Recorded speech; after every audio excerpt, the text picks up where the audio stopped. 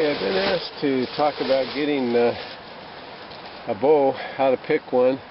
I like this one. I'm not sure if you're going to see it all on the screen here, but it's curved nice. I like a little curve to it. Hefty, dead. I don't like the springy ones, so I'll show you. I'll cut it and show you.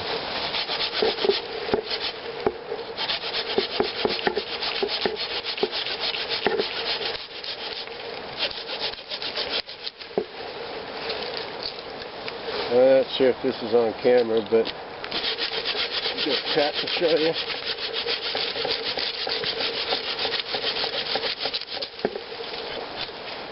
Okay, this is the arch, and I don't have an idea at all if the thing's in focus, but you'll see it later. It's a little bit heftier than I like, but the arch is what I'm talking about, and it's dead and stout. So I'll show you more. Okay, I went and got a little bit skinnier bow, so it's less hefty. Same wood.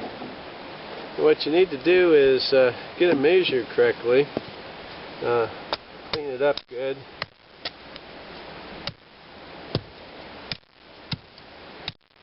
and then the way I figure the length, the way a lot of guys do, is to put it in the armpit where it hits the tip of your fingers is where you would cut it.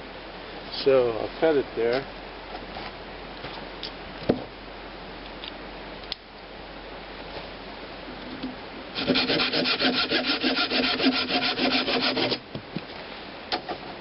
Now that's about the right length for a bow. What I'll do is clean up these rough places, especially where I might hold my hand, and then I'll show you what I do with a regular bow.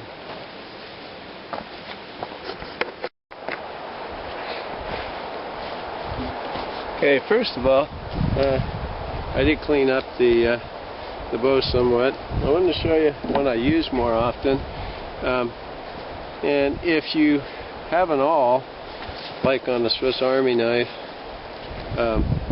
you can use it to make the holes, but it's quite a bit of work. I usually do it at home, but this is a real classy way to tie a bow. Just tie it regular on one end. I make a groove or a hole, and then this other end is what's important, and I'll try to go slow on it. You got your cord, and this is a style of 550 cord, and you have 3 holes. 1, 2, 3 at the end. 1, 2, 3. What I do, I go in the closest one to the end first, feed it through, go down through the second, so it looks like that, and then of course back up, so it's just in and out. And the important part is to start here on the inside of the bow, go through that way, go around, go back through that hole, the second hole, go through, and then come out the third hole up here. Now the cool part about this is that you can tension the bow without any trouble tying it this way. All you do is raise the little loop on the outside and take and put your cord through it. Pull tight and you got it. Now this is too loose for most spindles, so all you have to do to tighten it is pull the cord through those holes, pull it up, and pull it through the loop, just tightening everything, in other words. And when you pull down on the cord, it pulls down on this cord that's through the loop, so it can't go anywhere. And that's what's cool. You don't have to tie any knots on this end, and then you can go ahead and put your spindle on. That's the way I'd make a bow.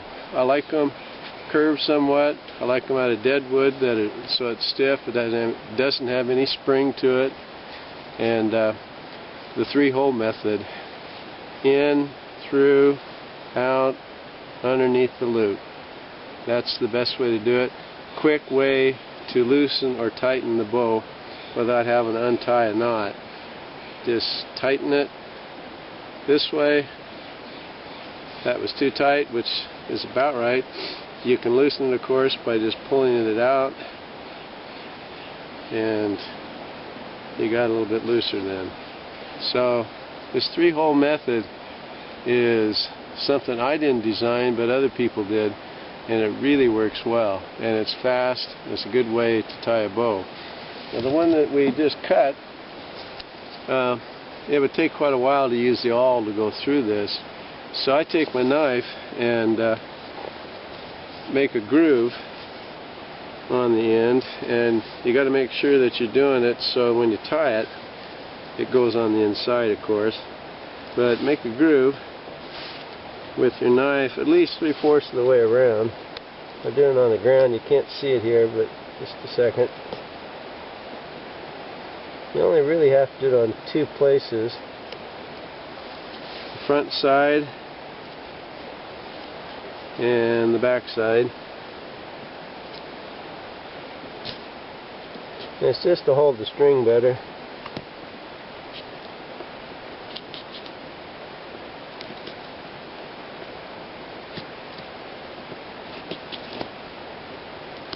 I won't take up too much video time, but to do that, then you take some cord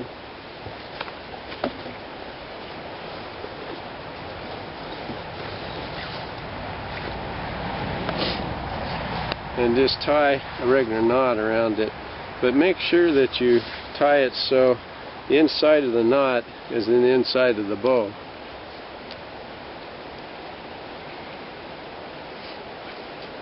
Like that, so when you go down, you'll be on the inside here.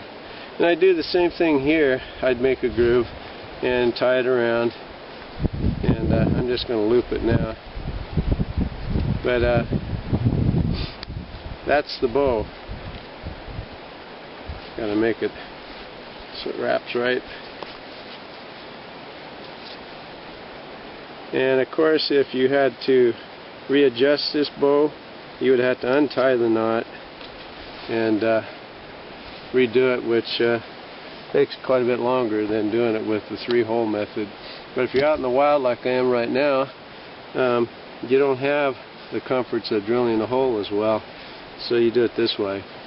So length, sturdiness, no spring is about it, and keeping it secure when you tie it. I want to go on to the spindle as well next, and the other parts of the bow drill. Okay, someone was asking, what do you use for a bearing block, the part that you put in your palm here and hold while you're bow drilling. And I make them up myself. Get a nice piece of wood and then inset a regular bearing. I buy them from a manufacturing store. They're just like skateboard bearings, and these are around 3/4 inch. What I usually do is drill a hole in the wood, the depth of the bearing, and drill it one size under, about a 1/16 of an inch under, whatever size you get. And they do come in different sizes, and it doesn't matter really much. But drill it one size under, and then take your hammer and pound it in, and you don't need to use any glue or anything. Glue can in fact goof it up if it gets in the bearing part the wrong way. So that's an easy way to make a nice bearing block. It's starting to rain on me here, but they work really well. They're really smooth. They glide. See if I can get it close up here. But it just glides really nice. And I know a lot of people say this is cheating. Well, you're making a set that you want to use and keep and work well. That's what a lot of the guys are doing now. My next preferable method of getting a bearing block would be getting a rock around here. The river rock down here in the river, a lot of them have little holes in them, and so a rock is hard. And so you can get one that has a hole inset like this in the rock, and use the rock as your bearing block, and you can it'll go up against the rock and and be pretty smooth that way if you get the right one. So that's the method of I use for the bearing block, my preferred method.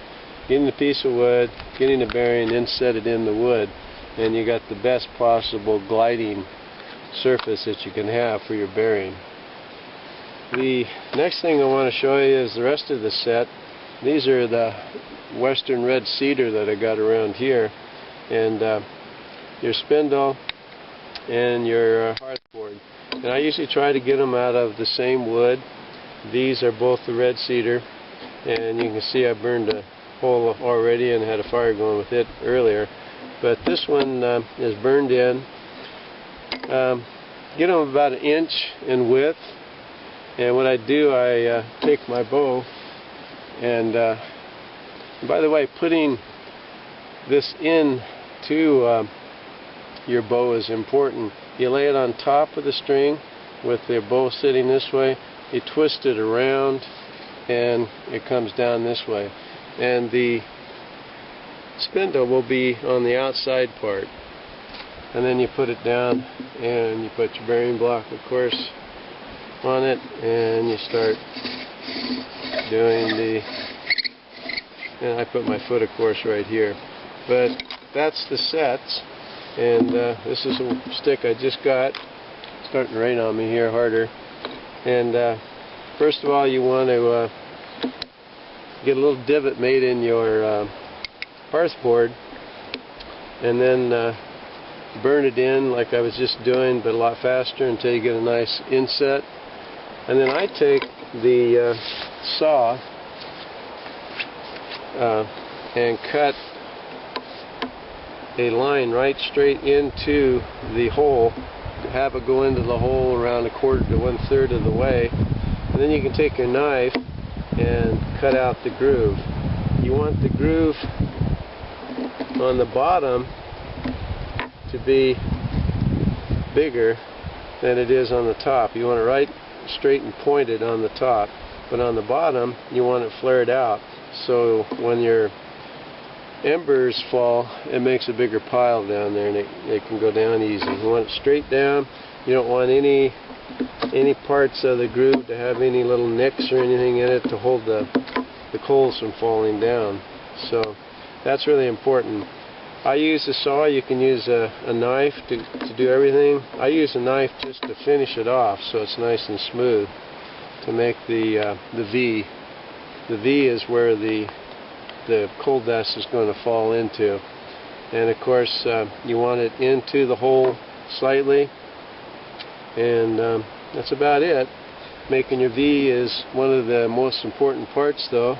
You want the thickness of your hearth board about 1/2 inch or so, not very thick. And then depending on what kind of wood, how fast and slow you drill, how much pressure you put on it. But I take a little saw from the Swiss Army knife, I put it back in my pocket, and I saw it down into the hole, and then I take and use my knife and cut out the rest of the notch. But that's the looks of a good notch. And my spindle, I cut out of the same wood. I got some a dead limb from a red cedar, western cedar here, and I smoothed it out. This is about 3/4 of an inch, thumb size or so. I like it this size. You can have a little bit bigger, and the length of your spindle should be about the length of the span of your hand, and this one is here. You can have them longer, you get them shorter, and you just have to be more accurate in your bowing, but you can use them shorter. But this is ideal, is having them about the length of your hand span. And your hearth board can be wider or thinner than this. I like them about 1 inch. You got some space to play around with, and then you do your bow drill.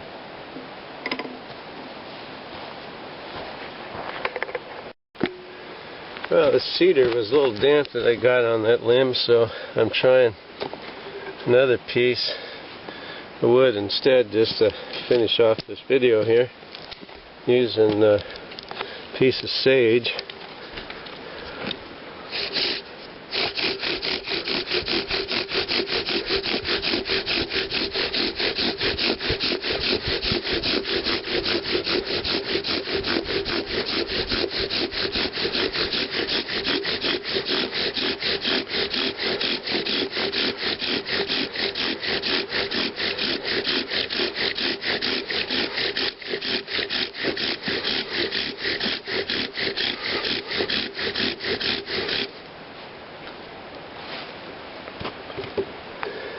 That did the trick.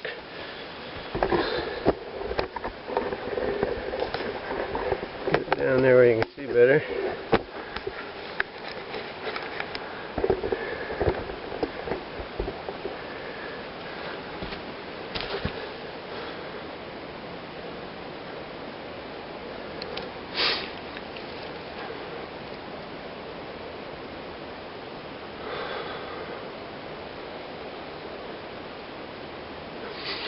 You can see it's a really nice coal.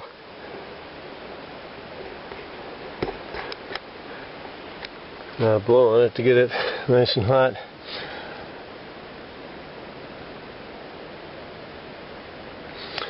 But the next step would be taking it to the campfire there, and after you put it in a tinder bundle, we went and got a little bundle. Didn't feel like it was right to get a flame here.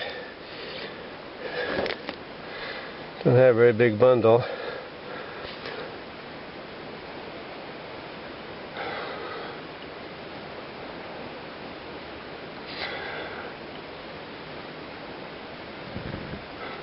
There we go. So that ends the process. Success. You would throw it into your fire and add more tinder and small stuff and get your campfire going, but that's the whole process.